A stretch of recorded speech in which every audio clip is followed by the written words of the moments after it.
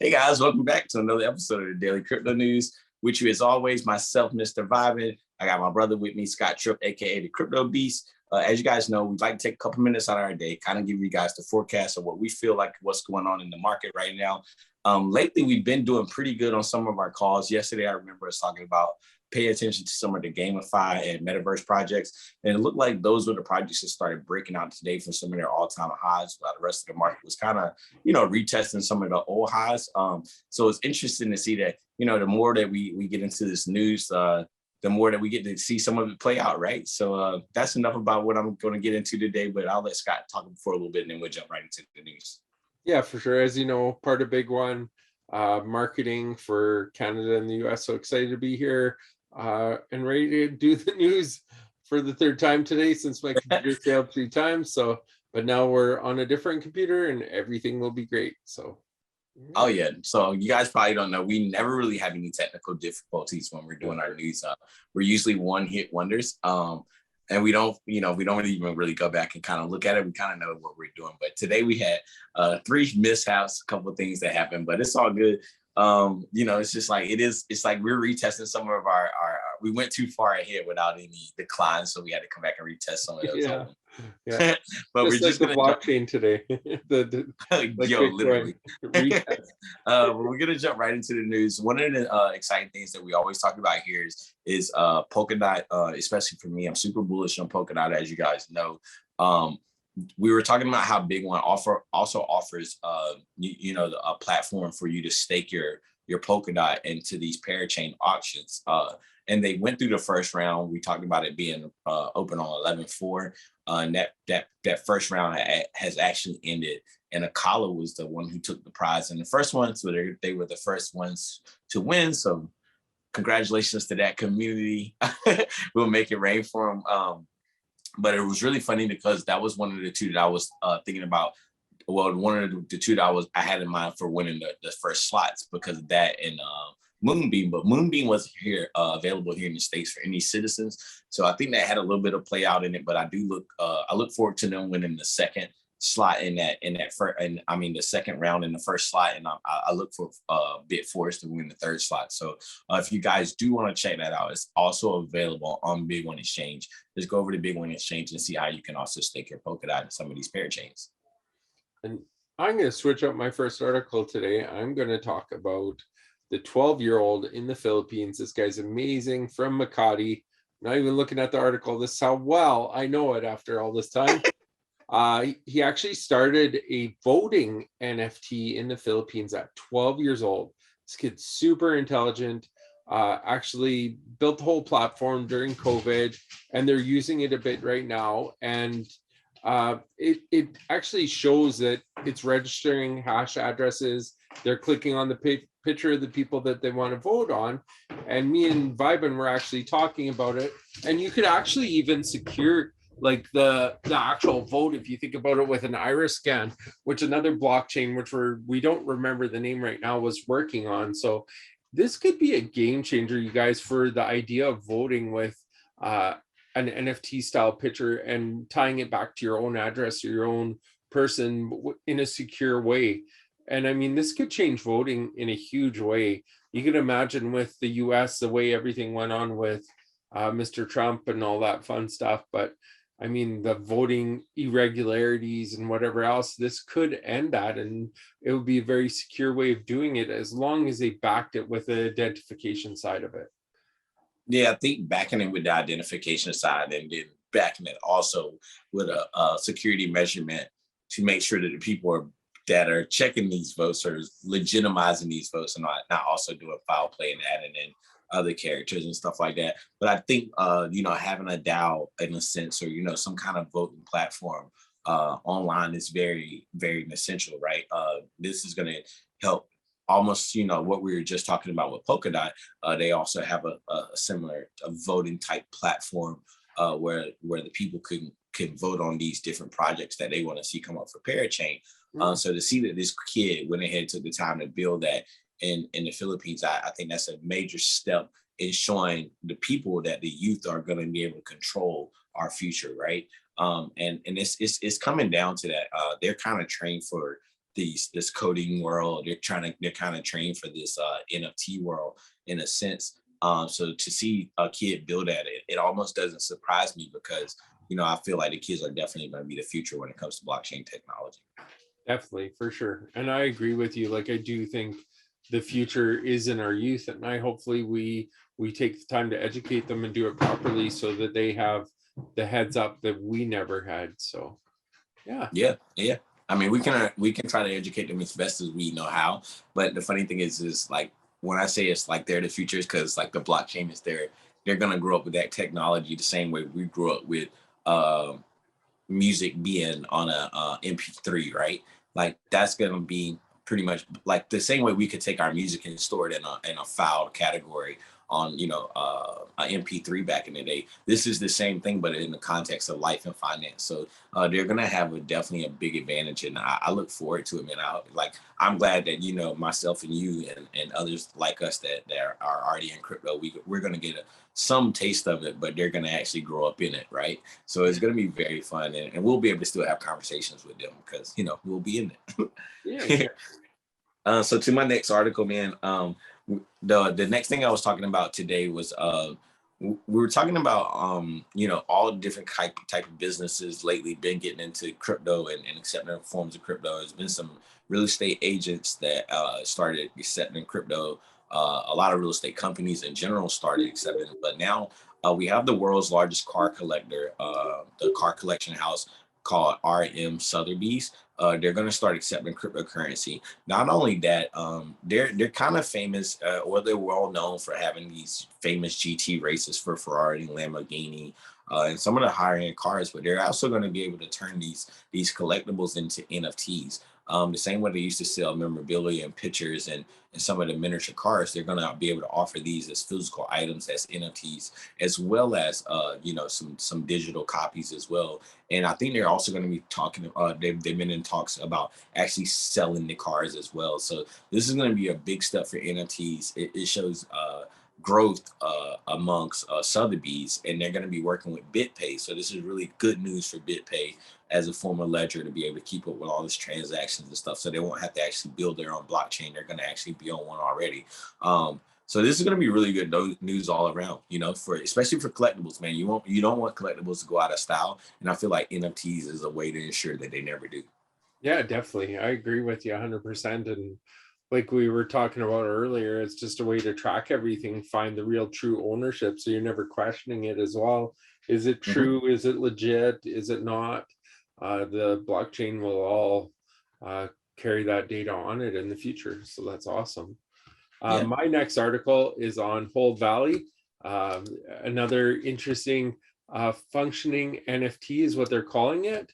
So, and I love this. I'll just give you a quick rundown because I couldn't memorize this one, but functioning NFTs are just one of the features of HodlValley. The metaverse utilizes its own token money, which is a cross-chain utility token.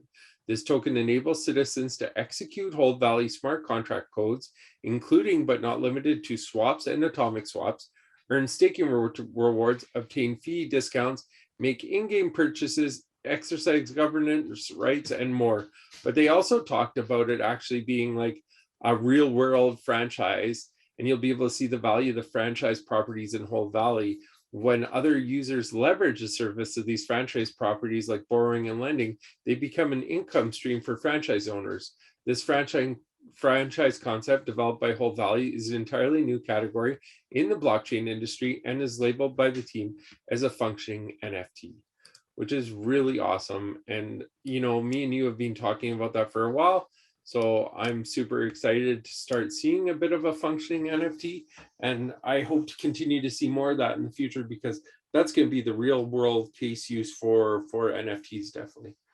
Oh yeah, I mean, they're going to be kind of tied to the metaverse. And this one kind of hits home for me because, I have a construction company. So I like to kind of tie this in the aspect for people who don't understand what this means. It would be almost similar to a shopping plaza or a condo unit that had a shopping plaza at the bottom, or retail or restaurants at the bottom. So there's a developer who buys this property, and then they allow people to come in and rent apartments. They also allow businesses come in to lease business space on the bottom floor or the first floor for this. And what happens is the developer brings people on boards and partners on board, and they all kind of pool their money together to build this development, right? And this is the same thing that you're essentially talking about, but in an NFT sense. People will be able to buy properties together inside of a metaverse, and then they'll be able to put things in that metaverse that attract certain people. Depending on what it is at that time, it could be some form of a digital club or meeting space, anything like that that people could actually make money from and actually want to go to in the metaverse. This is going to be that concept, but in real, like it's going to take the real life and put it into the metaverse. So I'm super bullish on stuff like that, just because it is going to be the future. It's up to us to accept it and understand what's happening and figure out a way to tie it into what's really going on or not. But I love that article, man. That one really hits on for me. Yeah. For my last article, we've been talking a lot about sports and how they've been, trying to integrate Bitcoin and crypto into their space, right? So we talked about yesterday. We talked about the Staples Center changing their name on Christmas Day to Crypto.com Center. There was some rumors that came out that Madison Square Garden might be changing their name to a certain arena. I don't want to report on that until I actually know that for sure. I did read it somewhere, but I actually like to, have more than one form of confirmation before I say anything about some news. But we talked about the mayors accepting their forms of payment, some forms of their payment in Bitcoin, and now there's a major league Australian baseball team called the Perth Heat. They're gonna pay their players in Bitcoin. Not only that, Scott, they're gonna pay their coaches, the coaching staff, and all the personnel that works on the baseball team in Bitcoin as well.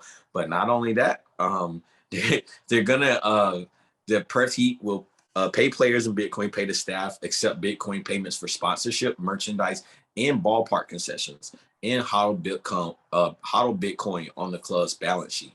So they're going to actually use this on the team's balance sheet as like a treasury dollar, and it's going to be a corporate treasury dollar that they're pretty much going to be converting to Bitcoin. So that's really good news to see Australia, step up to the plate as well, and go ahead and knock this one out the park and accept Bitcoin over there for one of their major league teams. That's awesome. I love that. And that just speaks volumes about the treasury that you're going to have later on when the Bitcoin value goes up too. That's nothing but a benefit to them and to the players. Oh yeah, everybody's getting raises. It's almost like you're starting to work not for a raise, but almost inflation free. That's what I like to say now. Yeah, that's awesome. I love that. And then my next article is on this gaming proposal. So it's a $500 million blockchain gaming proposal, Game 7, to come online with backing from industry veterans. So basically, it's a decentralized autonomous organization, or DAO, with the goal of onboarding gamers worldwide to blockchain ecosystems. Entities backing the proposal include BitDAO, Forte, Alameda Research, Marana Ventures, Warner Music Group, Alo, Avalanche, Interchain Foundation, Off-Chain Labs, OP Games, Polygon Studios, and Solana Ventures. Meanwhile, Forte Labs and Magnus propose its creation. So this is impressive. Together, Forte will commit 100 million in fiat and crypto, while BitDAO will commit 400 million worth of crypto assets in its treasury, such as Ether and Tether USDT. The funds will be released over a period of 5 years. That's impressive. And that is going to be an interesting market, which I signed up to today in hopes of being maybe one of the early starters in it. I did everything that they had on their website, which I'll send to Vibin later, so he can go check it out too and fill out all the forms that you need to fill out. It's pretty easy and straightforward, but I mean, with all those things on there, I know Vibin would probably be very interested in joining in on that too as well. So. Oh yeah, anything that's progressing for the future. And I think it's interesting that, again, the last topic that you're bringing up today is something about gamified. And for the people that might be older and may not understand, why they would have these play to earn features in the gamified world and the metaverse is that governments and government agencies actually be able to start their workforce at a younger age. Even right now, kids aren't able to work until they're 14 here in the States, 14 and a half. But if you have a play to earn feature, I know like with Xfinity, kids could play as early as as early as they could get online and understand the concept of the game.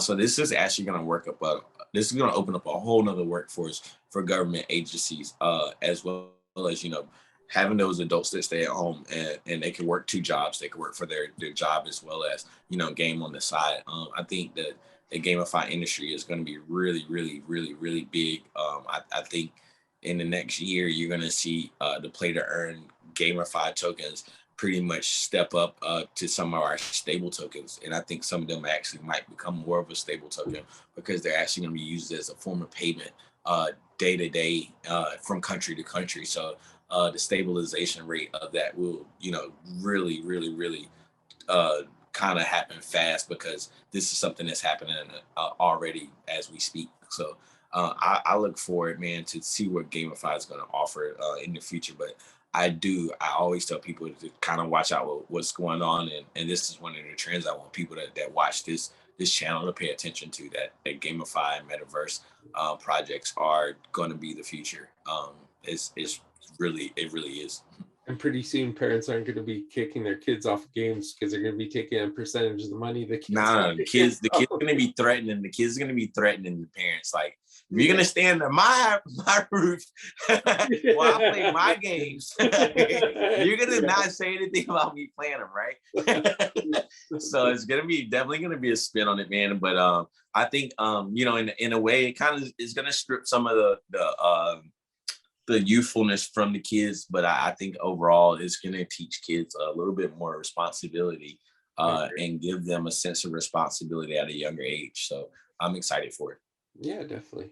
I am too. And as you guys know, before we get out of here, I always like to leave you guys with a little marketing forecast of the total market cap, just a small technical analysis that I pay attention to. Nothing really digging too deep into anything, but we're going to head over to CoinGecko and see what the total market cap is and also look at the dominance factors with the top two coins. So as you guys know, yesterday we were floating around the lower 2.4, the lower 2.5. I think we got into the 2.6 yesterday. And today we're kind of in that same area. We're at 2.582 trillion market cap. And the Bitcoin dominance is down to 41.1. And the Ethereum dominance is down to 18.4. So as I've been saying there, when you see things like this happen, I know I've been preaching altcoins, right? Towards the end of these segments and like, hey, when the Bitcoin dominance is down, look for altcoins to run. But it's more so look for other coins to run, just in case you think the altcoins are some of the more stable coins. Altcoin is actually by definition an alternate coin other than Bitcoin, right? So look for other things to run. It looks like the metaverse is taking off. GameFi products. I would pay attention to that. Things with like NFTs that have more of a use case as far as in video games. These projects seem to be really solid for this bull run. It looks like, but as always, the blue chip tokens will also do well. So just want to leave you guys with that. Scott, you got anything else you want to say? No, that's great.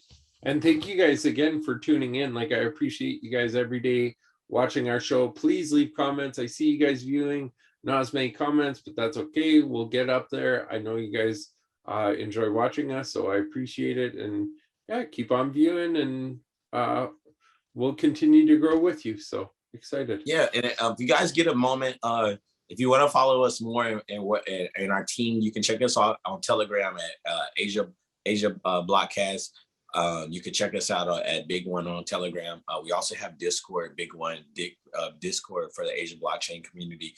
Make sure you check out all of our handles and get involved with us. Come into the community, say hi. It's another way to interact with us as well. Yeah, definitely. And we're always there and up to talking. So definitely excited about that. All right, guys, until tomorrow. Today is Thursday, so tomorrow will be the last day up that we're up until till Monday. I'm pretty sure it'll be a nice bullish day. We've had 2 or 3 days in the red. So we'll be back tomorrow with some more bullish news. And as always, guys, make sure you're doing your due diligence, do your own research, and stay blessed. Peace. Peace. See you guys later.